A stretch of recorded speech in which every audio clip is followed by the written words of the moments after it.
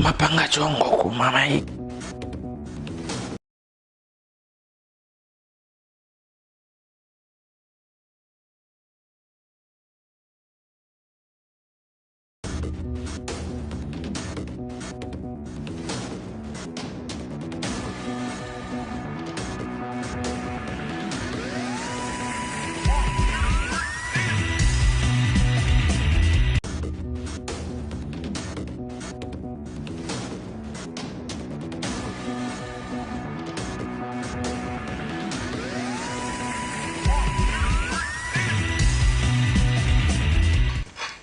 It's back. It's good to be back again, sorry, and I'm very, very happy to be back on set joining my two lads. And though I'm saying my two lads, Rapson is somewhere gathering something that he has to come and share with us here on set. Welcome to Off the Pitch. I'm your host, Amos, aka Amore, and I'm not alone. It's been an interesting week so far, and hopefully we'll discuss it more as we discuss Zambia drawing against Equatorial Guinea at home. And what a wonderful week it's been for Friday. Sam who scored 5 goals yesterday, but for more, we'll discuss that more once I welcome Augustine. Augustine, welcome to the show. Thank you very much, Amos. We turn all the glory and honor to the Most High God for the gift of life and good health.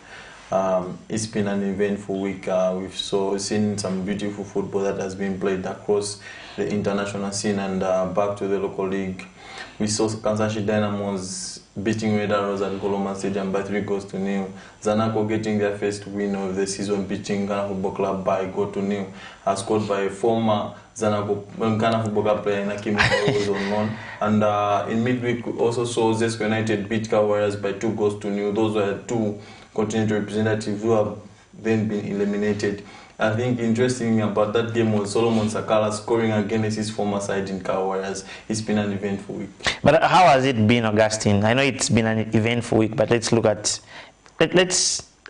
a bit in terms of our national team. Was it the scoreline that you expected on Sunday last week?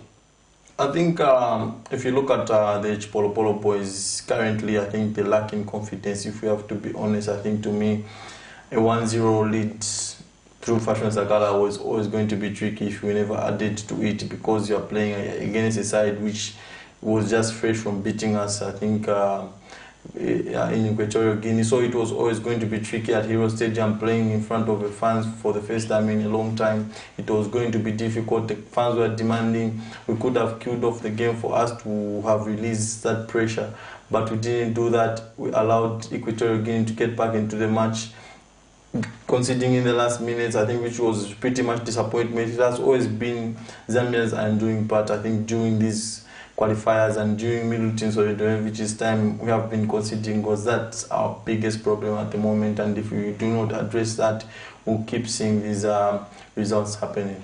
And we'll discuss more and go more into what happened into the Zambian game as we just take this very, very short break, and we'll be right back on the other side with more information and more analyzing in terms of the games that were played. We'll take a very short break. Camnet TV is here to entertain, educate and inform you. Catch Rise and Thrive at 0730 hours every Saturday. Fresh and new praise and worship comes Monday to Friday at 8 hours. Kids need to be glued to the TV every weekday at 09 hours for their favorite cartoons. Off the Pitch with the boys as they talk about sport on Saturdays at 0930 hours. Remember, we are also here to entertain you with our different varieties of movies every weekday at 10 hours. Join Pastor Victoria and Moses Chuluwa with Healing Word Ministries International Church live sermon every Sunday at 10 hours. Katamanda brings to you another journey of gospel ministers on Saturdays at 10:30 hours. The verdict comes to your screens at 17:45 hours. Join the Revival Harvest Church every Sunday at 18:30 hours. Every Monday to Saturday, join us on the news desk at 12 hours as we bring to you the midday news, and at 19:30 hours Central African time every day for the main bulletin. The ministry with Pastor Moses Chilua comes every Friday at 20:45 hours. On Mondays, it's your favorite national matters at 20:45 hours. Wednesday and Thursday, Pastor Victoria and Moses Chuluba are on Partnership of Greatness with different spiritual teachings at 20:45 hours. And Frank on Camnet comes to your screen every Tuesday at 20:45 hours. Camnet TV, not just another channel. Africa is rising to a new dawn of integrity and accountability. Are you tired of being swindled or buying fake or illegal properties? Would you like to sell or buy genuine property? Would you like to list your property on both local and international market? Don't waste your time. Call the professionals, the SGK Properties on +260 762 166 018. SGK Properties. Your business assurance is our priority.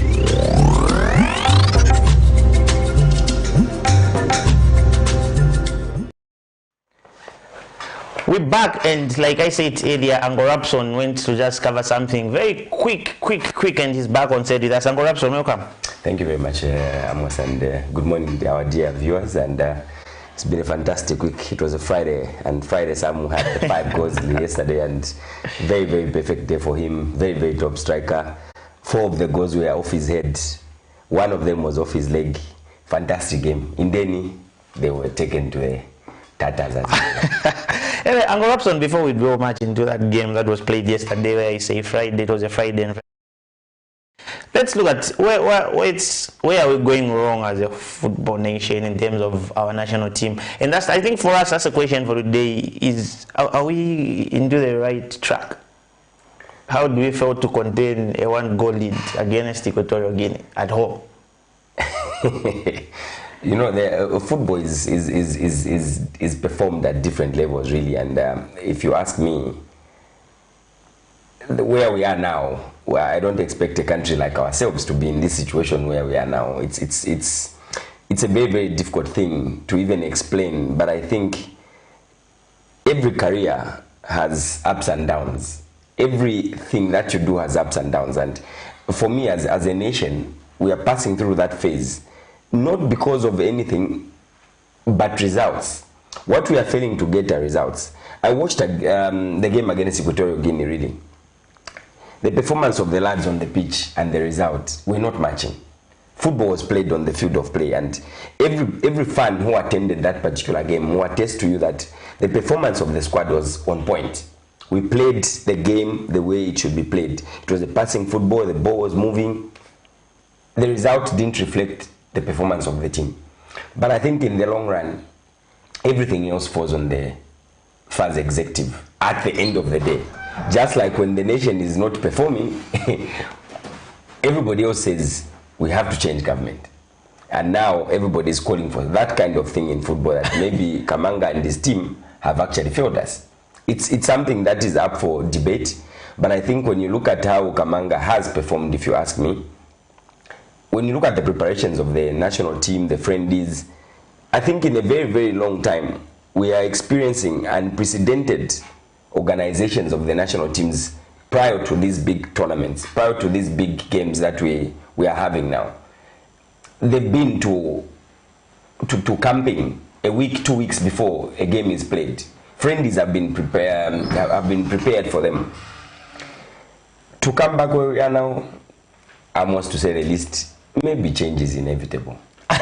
Augustine, you've heard what Ango Rapson said, that we played some good football that day, but it's all about scoring. I think to me, I'll look at it holistically. I think Ango Rapson has brought up some good points. I think I always shy away from football politics because it brings a lot of confusion and division. But I'll start from the top. I think Andrew Kamanga gets a fair share of the blame. We have to be honest and realistic about Andrew Kamanga. I think the way he has run football from the time that he came into office up to now, we keep hearing excuses. The first 2-3 years when he was in power, it was always about the previous executive. Oh, they didn't do this right, so he's trying to put this in order. They didn't do this right, ABCD. But if you look at his appointment of coaches, I think he brought in Sven van der Broek. We have to go back to Sven van der Broek. It was one of his first appointments, if I'm not mistaken. Sven van der Broek into the national team. We had Wadawada previously, wasn't when we almost qualified for the World Cup. Then he didn't work out. Then we brought in Sven. Sven, I think, if we have to be honest, I think amongst the appointments Andrew Kamanga has made, that was the best. In terms of the way Zambia started playing football, the way Sven was on the ground trying to identify young talent and bring them to the national team was always there. But I think we didn't help him much in terms of his backroom stuff, because Sven just came alone and never had a right-hand man who he trusted in that regard. And his project, if you listen to his ideas and how he saw football in Zambia, I think we were too much in a hurry to judge Sven, and we rushed in sacking him. Then we go into the way Andrew Kamanga has been making appointments in qualifiers. You see, Milutin Solidojevic came halfway through some qualifiers, which was always tricky because you didn't start the qualifiers, and it was always, we had lost. Was it against Algeria in the first game? Algeria, yeah, if I'm not mistaken, we lost against Algeria when we had local coaches, and we came here against Zimbabwe, we lost. So he came in to try and pull the situation out of the fire, and it was pretty much difficult for him, and you could see those results affected him going forward as the national team coach. And then he makes another appointment, Quicksilver.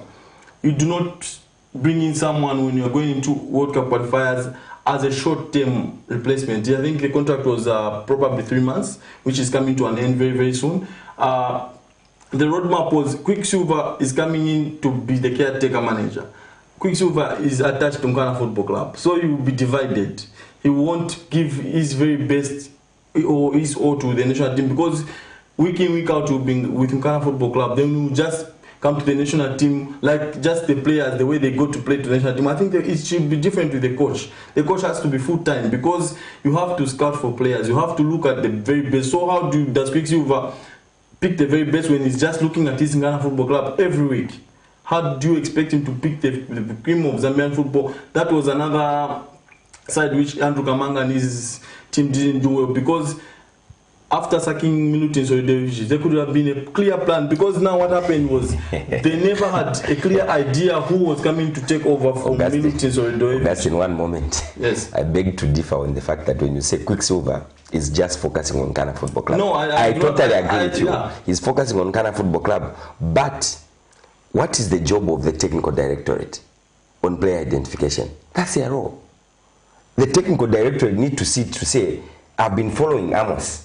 Amos has been a player that I've known for the last 3-4 years.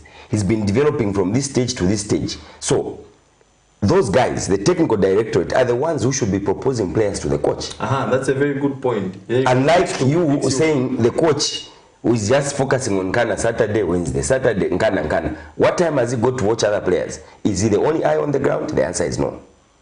Then which philosophy do you use? Do you use the technical director's philosophy, or do you use Quicksilver's? No. Player identification. Player identification, yes, you can identify a player, but it does not fit in the plans of the coach. The coach has got his own way of play. You cannot play a high pressing game and where you go and play Brian with a whistle. To me, I think it doesn't see eye to eye. We have to be realistic with how we do things.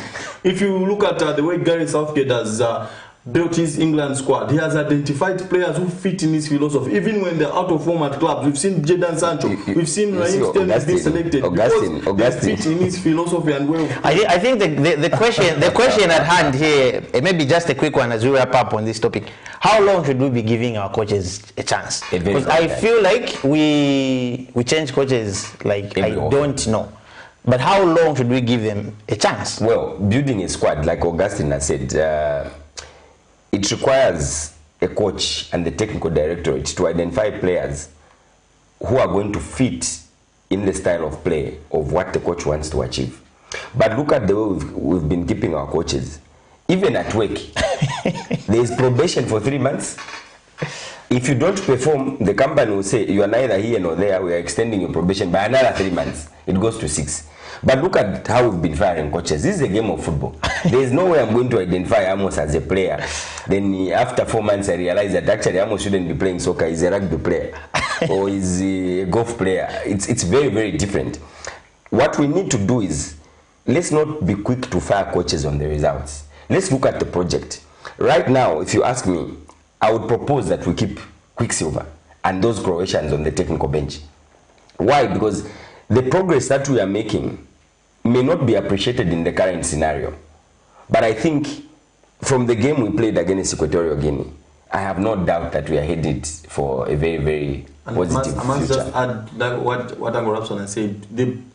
The guys we looked at the golden generation, the 2017 under-20 boys, I think the cream of that group, we have seen them playing Prosper Chiluya, Emmanuel Banda, Edward Chilufya, Fashion Sakana, and Person Taka, and Enoch Mweba, and they're doing very well. So I think we just need to have a little bit of patience, like Uncle Rapson was saying. And I think in the long run, I look at it, we need to appoint, if we're not going to stick to Quicksilver, we need to appoint someone who is coming with, who will tick the boxes, who will come with a style of play which will suit our national team. Someone who have stamp his authority in that dressing room. They need to be someone they would need to be leaders in our dressing room. I think it's one area which we are lacking in terms of leadership. Then in the long run, we need to look at our grassroots structures. I think that's where the biggest problem is coming from.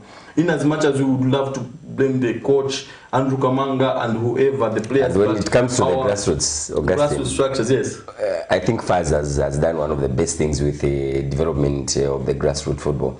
I know most of the fans out there are very upset and they are likening KPIs of the national team to what Kamanga should be delivering.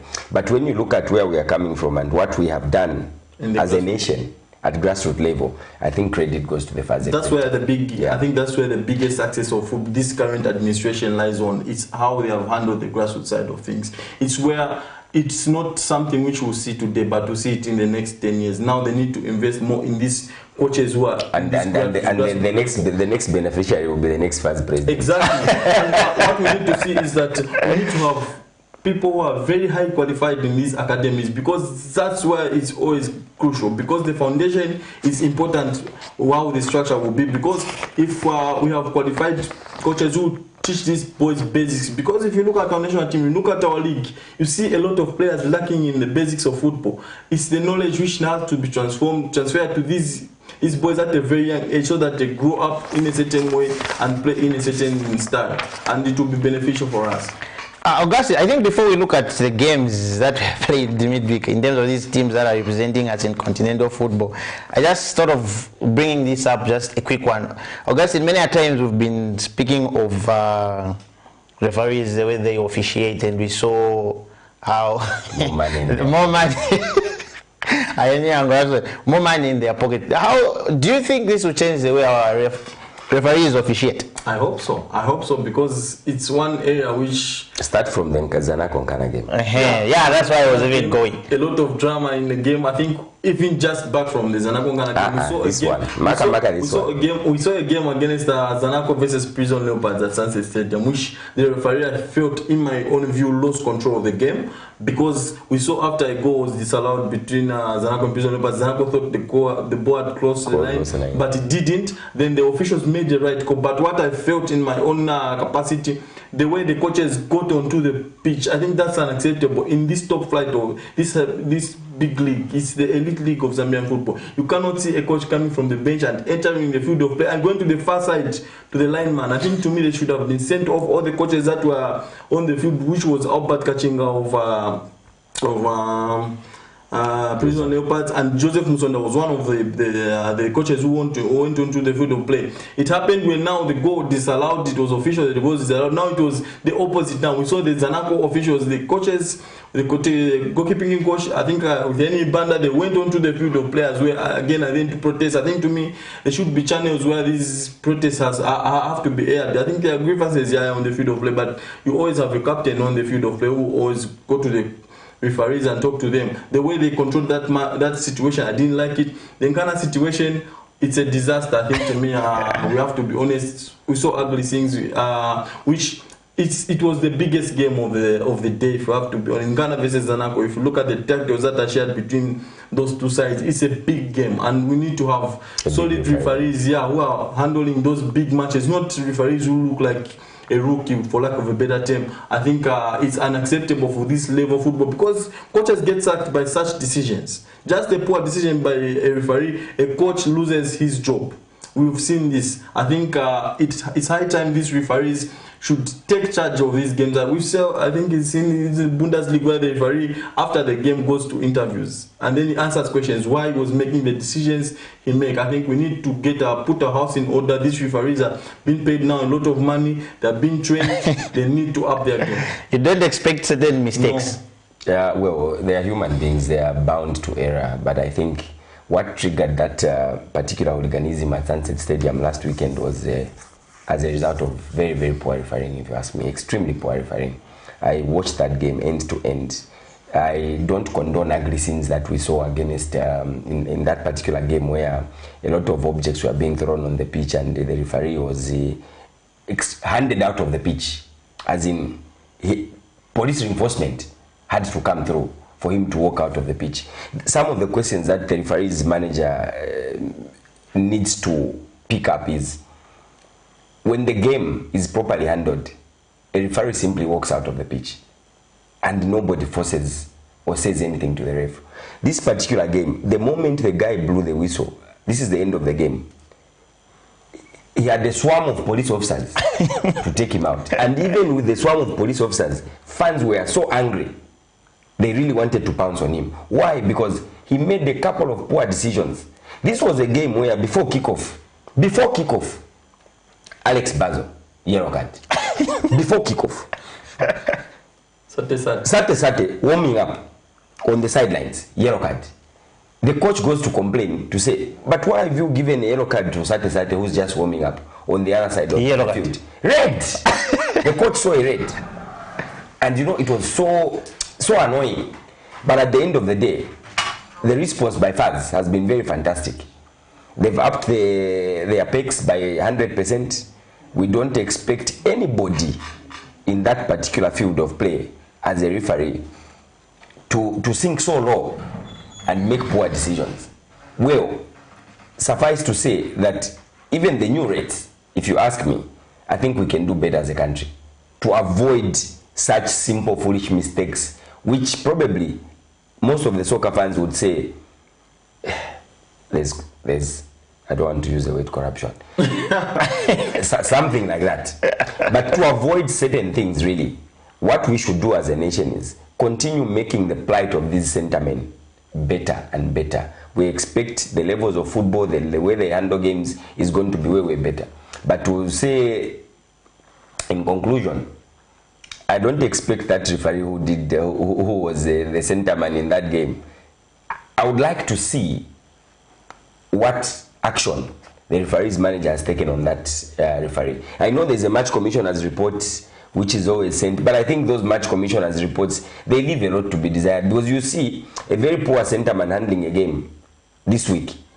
Very poor decisions being made. The following week, the guy is given another high-profile game. You begin to wonder what is going on. I've seen a couple of suspensions in Europe where a ref makes a mistake, they even say no, for the next 3 months, go and reflect on your actions. Or you'll be officiating a match of football. Yes, they will drop you down.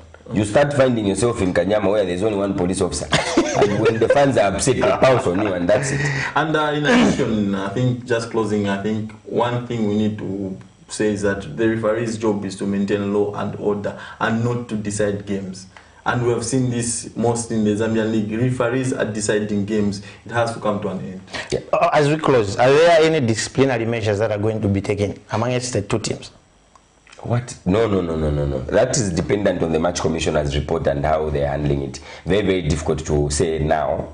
But I think it depends on how the match commissioner presented his report at the end of the game.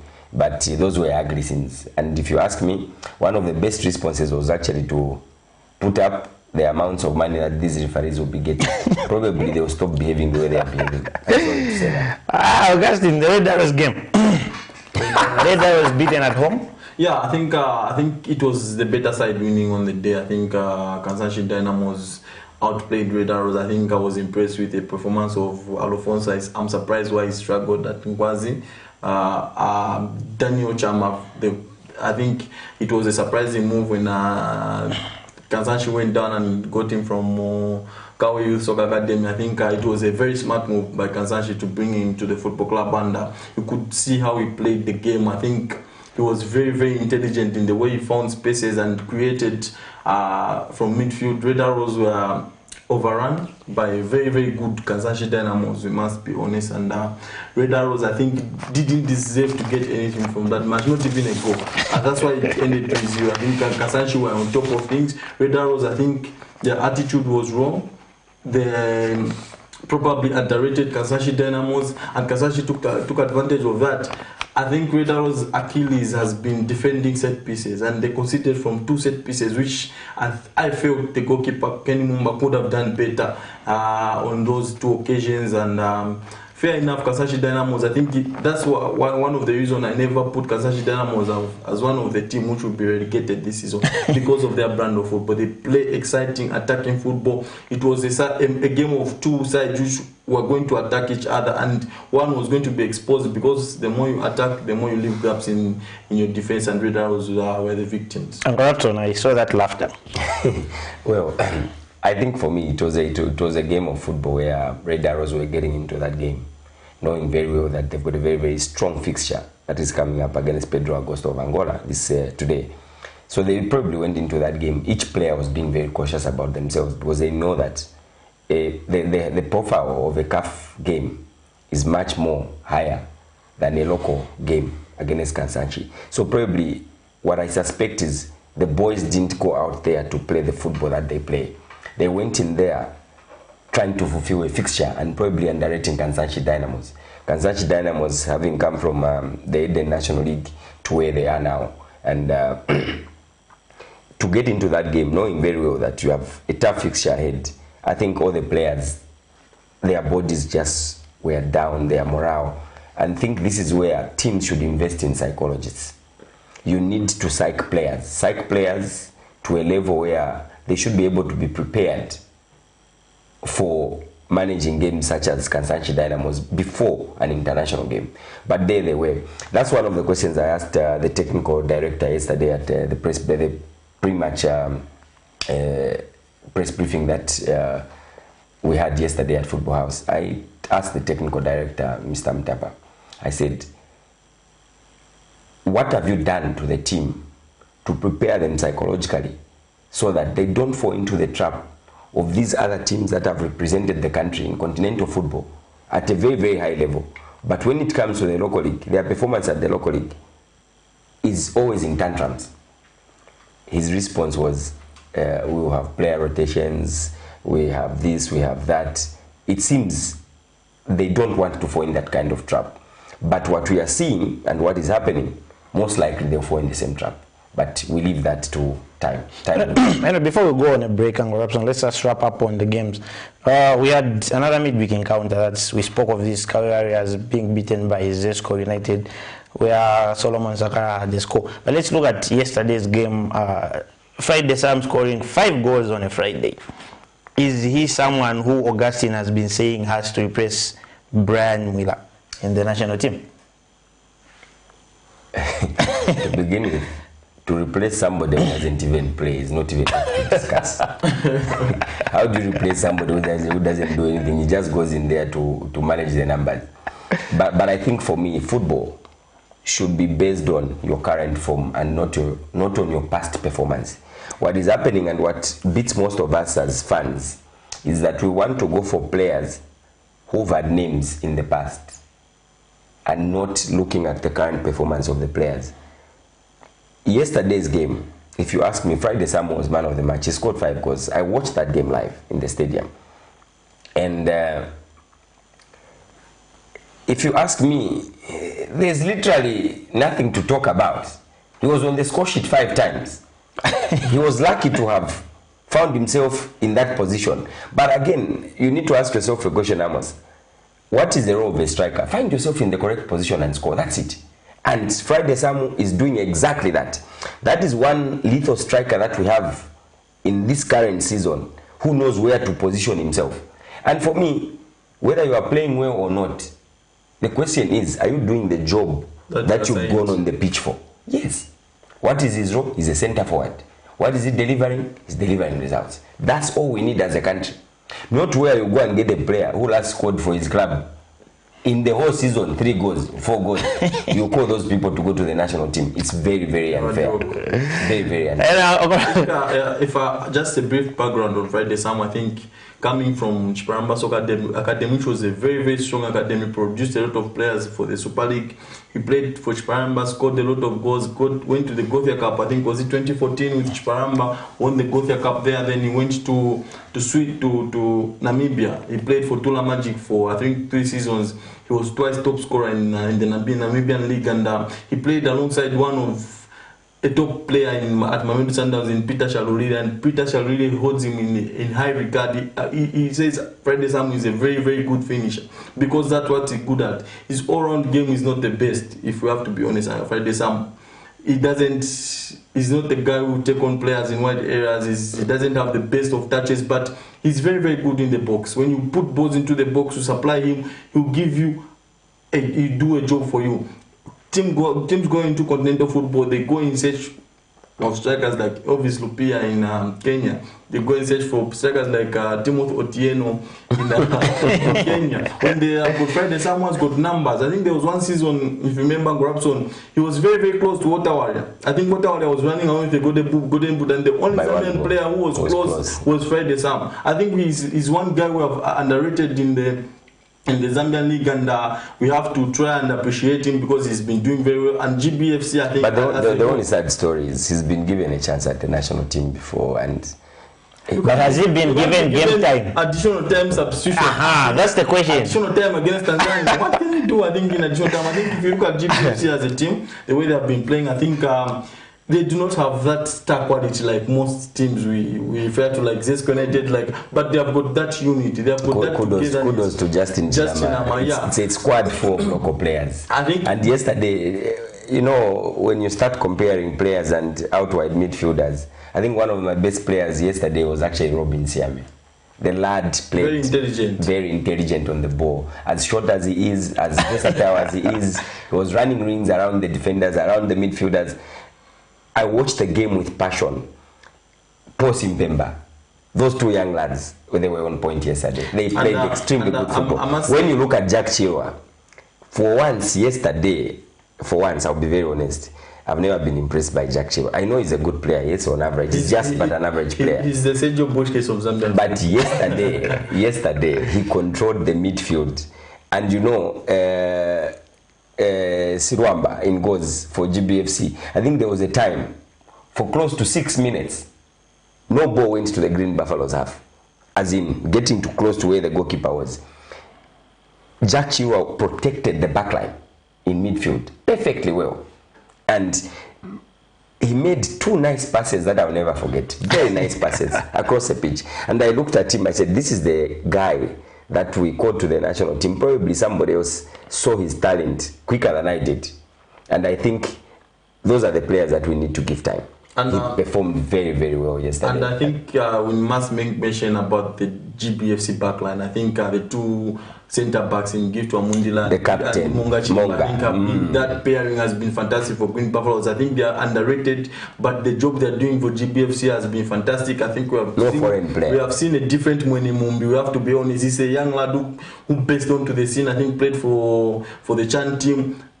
Then he went into the shadows, but now we are seeing a very good Mwene Mumbi playing very good football. Defensively, looks solid. Going forward, is offering something different. And Jack Chilwa sitting in that holding midfield and in dictating tempos of the game. GBFC will be a force to reckon with. In conclusion of that game, I'll tell you one thing, Amos. The Indian goalkeeper reminded me of Mwenyachiwe. And I'll leave it there. He was beaten by Friday Sam on 2 occasions. 2 headers that Friday Sam scored. The goalkeeper came out. You know where you are jumping with your head, the other one is jumping with his hands, but you still win. You lose the fight. We'll just take a very, very, very, very short break as we come and look at the teams that are representing us in continental football. Red Arrows for now and Zanaco, so we'll be right back.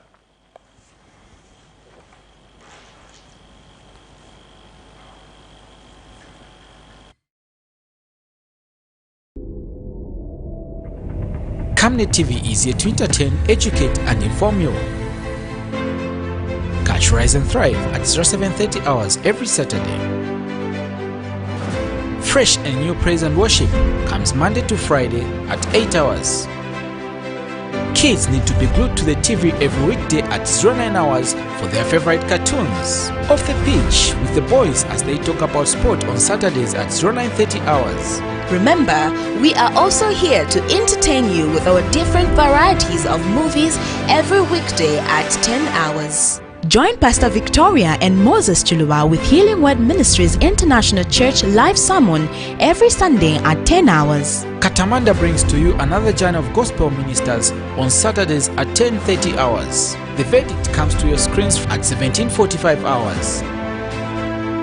Join the Revival Harvest Church every Sunday at 18:30 hours. Every Monday to Saturday, join us on the news desk at 12 hours as we bring to you the midday news, and at 19:30 hours Central African time every day for the main bulletin. The ministry with Pastor Moses Chuluwa comes every Friday at 20:45 hours. On Mondays, it's your favorite national matters at 20:45 hours. Wednesday and Thursday, Pastor Victoria and Moses Chuluwa are on Partnership of Greatness with different spiritual teachings at 20:45 hours. And Frank on Camnet comes to your screen every Tuesday at 20:45 hours. Camnet TV, not just another channel. The Red Arrows hosting Primeiro de Agosto. I'll start with you, Augustine. Coming from a poor performance against Kansanshi, what's your take on this one? I think Red Arrows will need to up their game going into this afternoon's encounter against a very dangerous Premier de Agosto. I think if you look at the form table in the last 5 games for both sides, Red Arrows have won 1 and drawn, is it 1 and lost 3. And if you look at on the flip side, Premier de Agosto, they have won 4 and drawn 1. They're a side who are very, very high scoring. They've scored 10 goals and allowed 4. Red Arrows have scored 3 and allowed 7. So it's a different if you look at it in terms of form. But Red Arrows will be boosted by the fact that their captain Benedict Chepeshi retains, Prosper Chiruya retains, and creative Alassane Diarra returns into the squad because he was suspended for the game against Kansanshi Dynamo. So it gives Red Arrows a different dimension, because Red Arrows, the way they like to play, they like to keep possession based side, they like to press teams up the field.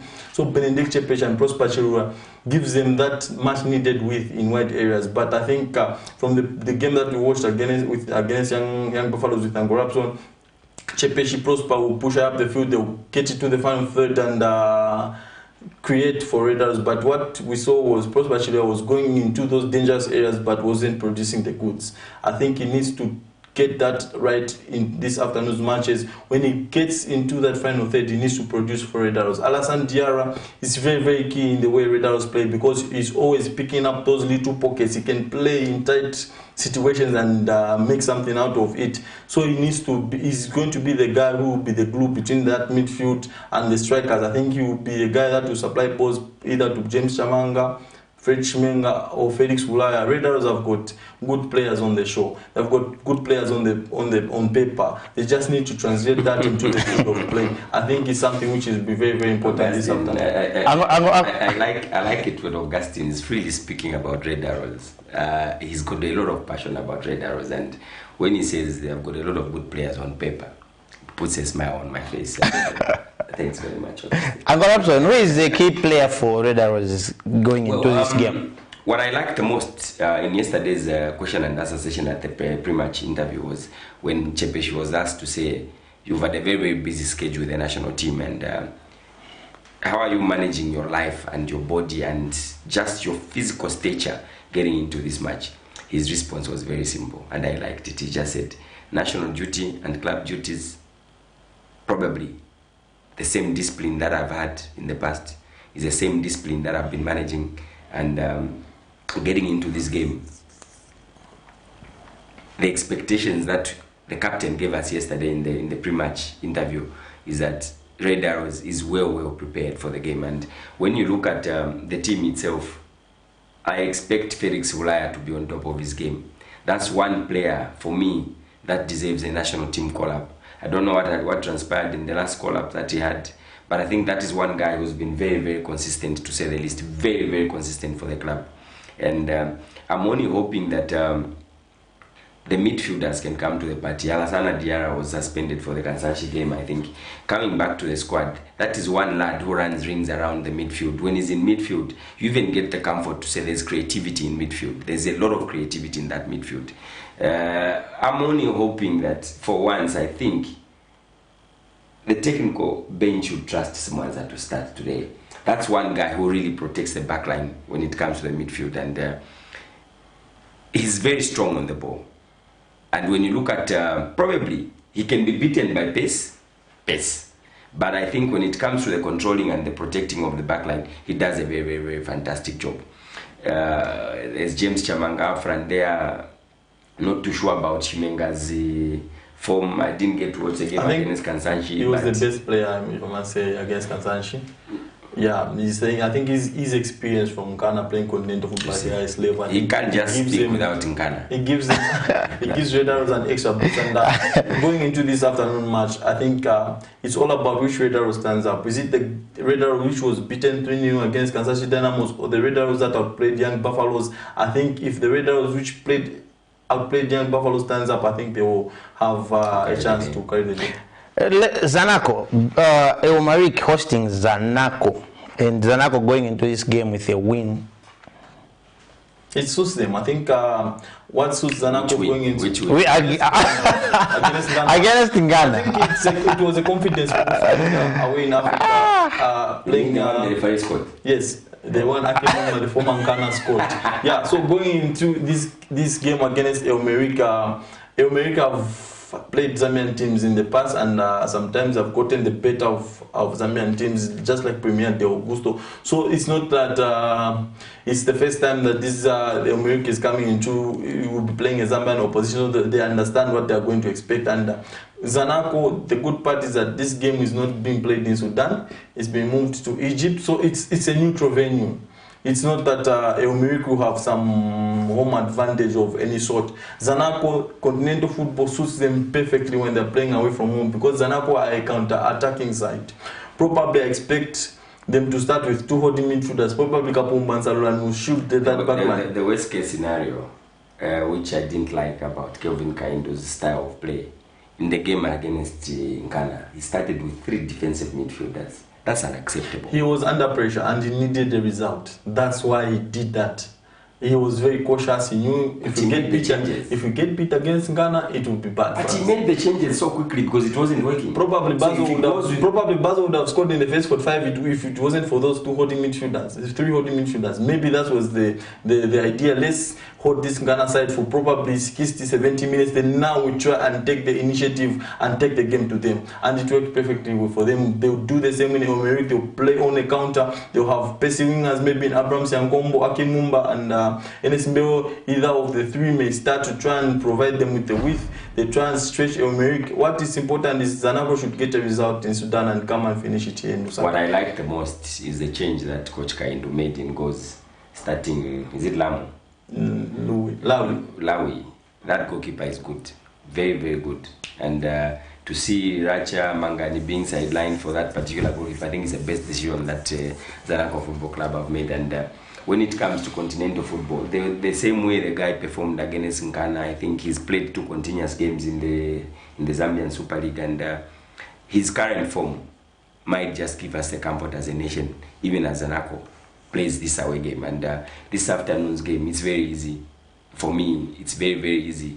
A draw or a win away from home is sufficient to eliminate those the Elmarik side. But generally speaking, I think Zanaco is very, very well prepared for this game. And we don't expect anything that disappoints the fans this afternoon. Credit goes to how the team has been prepared. And I saw that resilience in the game against Ghana. They were not performing to our expectations. Ghana would have gone up in the first half, but just the resilience in the squad, in the back 4, the midfield, it was so solid. So solid. A quick prediction on both games, Augustine. I think with my arrows heart, I think I'll go with arrows to Augustine. Zanaco will go with 1-1. Uncle Rapson. First of all, I think for me, I would love this message to go to the Red Arrows management at football. their pricing for this particular game is not very, very good when you look at what we need to achieve as a nation. 50K. They should have put this game at the reach of the Zambian soccer fan who can go there and become the 12th player on the pitch to make that noise, to boost the morale of the players. But alas, we are just here to analyze football and they make the decisions. But I think that kind of pricing is actually way higher than the Zambia versus Equatorial Guinea. You look at Western Wing, they are charging 100 kwacha. In the Zambia versus Equatorial Guinea, it was 75 kwacha. What are you doing to the 12th fan who should be on that field of play to support and just motivate the players to deliver? I think for me, Red Arrows is carrying the day today, if you ask me for the prediction. They will carry the day in very, very difficult circumstances. But at the end of the day, I think the way the team is, I know them. Their loss against Kansanshi is not a reflective of what the team is. It's not. Probably the guys just went into that game with their shoulders very low, and their focus was purely on this particular game, and they really need to deliver and put the smile on the Zambian faces. Probably we can forget the Kamanga stories and just smile at them. On Sensational Zanaco Football Club, perfect outing, neutral venue, neutral results. It's purely up to Zanaco itself, because where they are going, I don't expect fans to travel from Sudan. I mean from Sudan to Egypt, because I know the distance is short, but the ones that will travel cannot cause confusion enough or demotivate Sensational Zanaco from performing. Looking at where Zanaco is coming from, I think we should be able to get a result, to grind a result in Egypt. A win is very, very difficult. It's very, very difficult in that part of... So you're going for Zanaco win or draw? Are you betting? No, that's what you are saying. Yeah, of course. Okay, for me, really, I'm not seeing Zanaco losing this game. Winning, questionable. Drawing? But losing, no. Drawing, yes. In that way, Zanaco should a draw or win this match. I'm looking at Mereke as well. They are not an easy team, eh? They are not an easy team. But because of it being a neutral venue and how Zanaco has prepared themselves, especially that they're coming from a very, very big win, probably the biggest win of their season against Nkana Football Club. Oh, by the way, that was their first goal of the season. Yeah. Against Nkana. Their first goal of the season, it happened against Nkana. And I think it has motivated them enough for them to proceed and just perform better and represent the country well. The international break is done, Angorapson, and we are into week 7 of the MTN Super League. And yesterday we had an opening of the week 7 where we saw Green Buffaloes playing in Delhi. But the games that are being played today, the 16th of October 2021, we've got 15 hours. Nkana versus Zesco United, which is Pakalata. For me, I would say Awaredi and Pachilata. Amos. Pachilata, which is being played Pachilata. This is the game of Awaredi versus Green. Let's look at Nkana going into this game from a loss against Zanaco, a loss that caused a lot of commotion. And Zesco United going into this game with a win, which was a week 2 scheduled game against Skawe Warriors. How would you rate this game? How high are the tempos? Looking at the fans are there in the stadium. I will not speak much about this game. No. I want you to speak passionately. Nkana is going to get into this game probably with a lot of damage limitation attitude, because I know how lethal Zesco United is, to be honest. And Zesco United, the elimination from continental football has changed their focus. Their focus now is on the league, and they only have one thing to do this season: to defend the league. And the way they are playing, Chanda Mkuka, that boy is a marvel to watch. You see, when you watch that boy play football, you begin to wonder how Numba Mamba is managing to blend the senior players and the upcoming players.